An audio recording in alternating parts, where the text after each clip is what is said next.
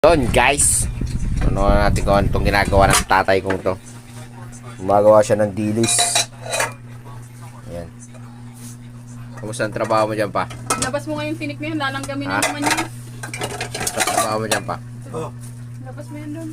Pagkain mo doon. Yan, so may ginagawa sila sa kusina natin. So panoorin muna natin to si Kuya Kingkoy. Kuya Kimkoy, pasok! Naman ito si Kuya Kimkoy at nandito tayo ngayon sa Kabagnutan dito sa Tokyo, Korea dahil nakita natin ang kakaibang halaman. Ito ang tinatawag nating alugbate. Ito ay kumakamang sa yuta at ito ay sinasagol sa lauoy. Kinakain ito ng mga kanununuan ng dekada 80 at ito ay tambal din sa paglisod o kalibanga. Kung naglisod ka sa pagawas ng iyong igit or constipated, kumaon ka lang ng sinabawang alugbate. Tunay ka naman din ang alugbate ay galing ito